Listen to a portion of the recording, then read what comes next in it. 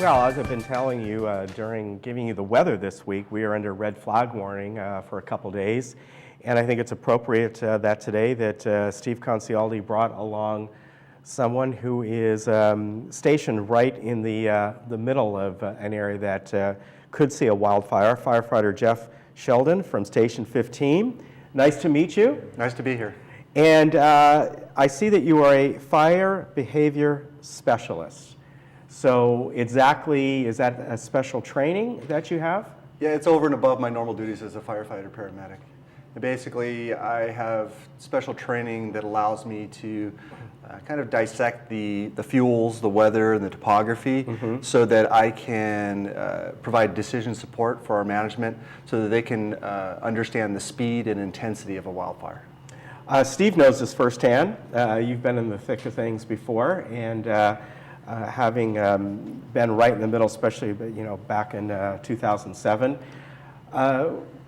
when we've had a small wildfire that it looks like it's pretty much under control up in Rancho Cucamonga, and it always seems the thing is to get on it as quick as possible. And sometimes, as we saw with that fire, because of the high winds, they couldn't get aerial support in right away. So what is the first thing that you do, that you look for? You get a report of a wildfire that is within your area. What is it that you first pinpoint that you need to do? Well, they say that our size up starts before we even get to work. And so having an awareness of what the conditions are going to be like from the weather side is really important. Because the topography is not going to change from day to day. No. And the fuels, which we look at as literally just stored energy, the grass, the brush, the trees, they're just stored energy. And how receptive they're going to be to fire moving into them and through them often depends on the weather. So we're looking at the weather to determine how quickly the fire is going to move through there. So that's the main thing that I'm looking at is the weather. And in the weather, specifically, the wind is the most important factor for us.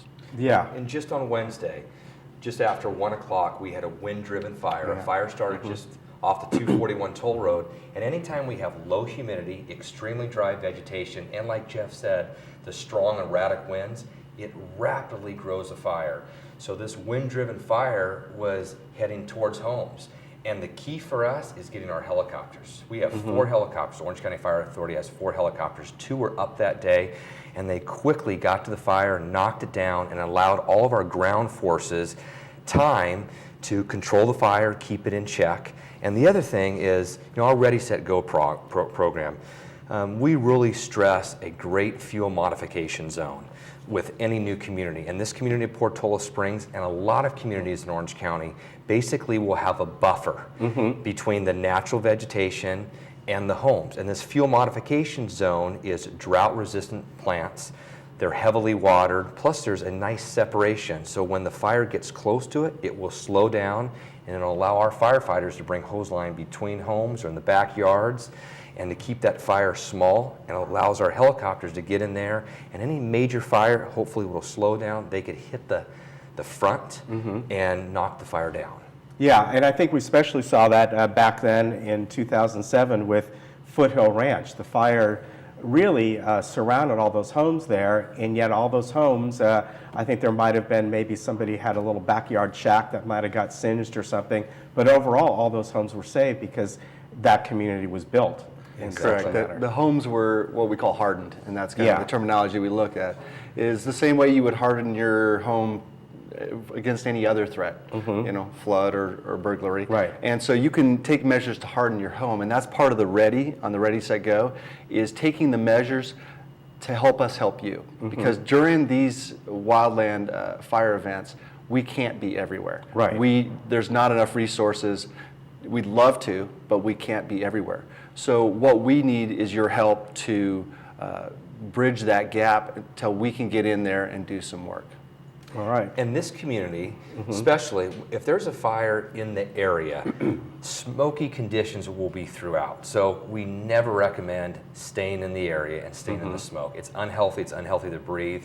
So if we're in a situation and there's a fire that's spreading a lot of smoke in this community, we want the residents to stay indoors, shut their windows, shut their doors, or leave the area. Because when we do have a fire anywhere in the area, traffic congestion is going to be terrible. Right. So we want people to safely exit the area, leave the area, and that allows our firefighters to get in, and the roads will be clearer, and then we could control whatever problem, whatever hazard is happening at that time.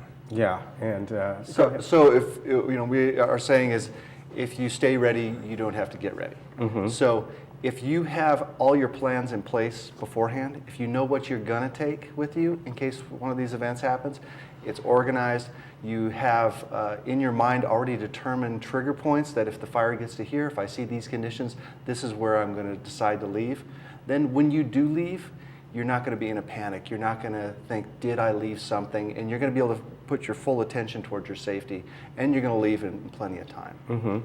yeah, and I think that's the key is leaving in plenty of time and doing what you need to do. And sometimes, we don't think about those things. It's, but I think the main thing is knowing where your stuff is, and at least keep in your mind, like you said, what are some of those things that you need to carry. I think, nowadays, one advantage a lot of people have is a lot of your computer files and stuff are stored in the cloud. So if you lose your computer or whatever, it's a loss, but it's not, you can usually get to the information that you need. Bank accounts, you don't need to keep statements anymore and things like that. But we still want them to plan ahead, like Jeff was saying, have a go bag, have some kits all set aside, because if you're prepared for an earthquake, you're prepared for a fire. Right. So that's what we got to think of, all risks.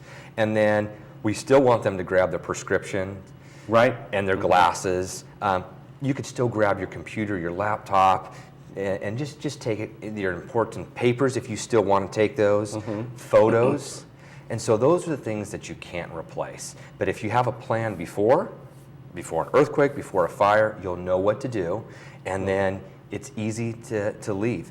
We talked about the 2007 fires, but in 2008, when we had the freeway complex fire in Yorba Linda, that's right. Yeah. The main problem there was what was called ember intrusion. Embers were being blown a quarter mile, half mile to a mile away. There were some streets that were 5 blocks away from the front of the fire, and these embers were blown into the attic, starting attic fires.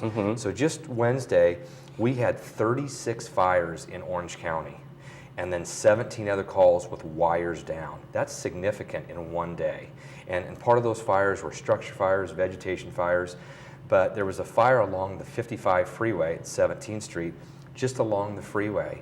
And basically those embers they were thrown into an attic just on the other side of that wall. And so there was a house in Tustin that was severely damaged because those embers got up in the attic. And it just happened. So we want citizens and the residents to be vigilant, to watch out, to be aware of their surroundings, and then if you're asked to leave, to evacuate quickly. Let's talk about, you sent me some photos here of Dove Canyon fire. And it was a very interesting situation in that very nice home, obviously Dove Canyon. And it started in the garage, and I believe it started in the night, and that it was burning for a while. Right, what's amazing about this is we've been stressing smoke alarms in the garage for a number of years now. And the owner of this house, he had an elaborate security system with a camera inside his garage. So this camera caught the fire in the incipient stage, the beginning stage, right on his workbench. He had a battery, a lithium-ion battery for his remote control truck plugged in to a multi-plug adapter, and the fire started small. So it was an electrical malfunction. It started small. This fire burned for 20 minutes, and they had no idea. So they're in their bed.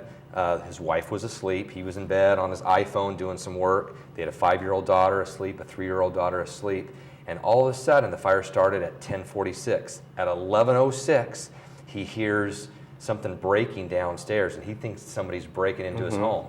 So he tells his wife, call 911, and he goes downstairs, he flips on all the lights, he's trying to investigate. As soon as he gets down to the bottom of the stairs, he notices smoke coming underneath the door.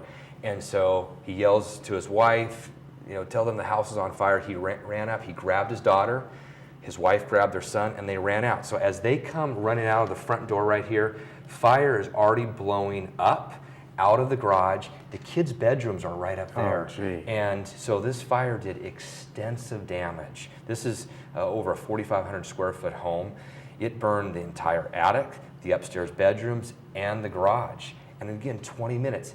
If a smoke alarm, a simple smoke alarm, was in the garage, it would have alerted him. These are super loud. And he would have been able to call 911 right away. He would have been, his wife, he could go and investigate it then. And if he was able to go through a door that was safe, he had a fire extinguisher, he could have easily knocked it down because it started on the workbench. It was just burning right there. And it slowly developed. It got bigger and bigger and bigger. One spray with an extinguisher and the fire would have been out. Wow. And I mean, they lost so much in that garage, and then damaged the kids' stuff up there. Our firefighters did an outstanding job because it saved all their valuables. They had some beautiful paintings and pictures, her jewelry. Our firefighters covered all their furniture up. They had some very nice dining room tables and hutches and so forth. So they were very pleased that the firefighters saved their home because they're standing here. They were right here. They see this home, and it burned for over an hour and a half because it was stubborn. The home was so large, there was a lot of hidden spaces in the attic. And so our firefighters literally had to take all the ceiling down and a lot of the walls to be able to find these hidden fires and to extinguish them. Now, was this because of the charger for the battery, or? These types of chargers sometimes have what they call a runaway reaction. It was a brand new device, and so it had that problem. But with the smoke detectors in the garage, the good part is most of the smoke detectors, and you get a smoke detector that has a carbon monoxide function as well. And most people's heater units, where the malfunction in a heater is often associated with carbon monoxide, and that if you had a dual alarm of fire and carbon monoxide just in your garage, just posted, you'll be covering your family not only for fire, but for carbon monoxide during the colder winter months. Yeah, that's a very good tip. I know we have one in our garage, and it's not a carbon monoxide one, but it is one of these newer ones that you don't have to replace the battery, right? It's got a lithium battery, 10-year battery life. Yeah, so that is a great thing. They're inexpensive. I don't know what they cost, $20 maybe at most, and sometimes worth it. you guys give them away certain times. This gentleman would Cheap gladly. insurance. Yeah, he exactly. would have bought a box of them if he could. Yeah, exactly. We want to mention again that one website, readysetgooc.org, and you can get a lot of information on there. Of course, you can go to OCFA.org as well and get some information. And it's we're hoping that we end up, the fall gives us a lot of rain. I just heard, I don't know, that from, I don't know, it was the National Weather Service, that they're detecting really warm ocean temperatures, which is good news, which usually predicates the El Nino, where we get a lot of rain. So we're hoping that happens. So we'll see about that. But you're up there in Santiago Canyon, and appreciate that. And Steve, we appreciate all the information and some simple steps that people can do, right? And again, it goes back to electrical fire. How many times have you talked about that if they had a good what do you call it?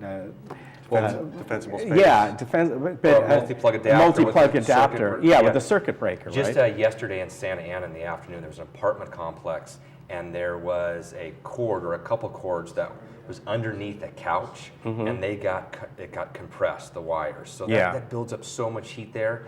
So basically, 24 people are displaced now because they damaged 3 units. Yeah. And that just affects so many families. Exactly. And it was just simple. Yeah, that's true. All right, gentlemen, thank you very much. Nice to meet you. Thank you for coming on. We appreciate that. Steve, we'll see you again. Thank you, Ken. Appreciate it. All right, we'll be back in just a moment. I have a question for you.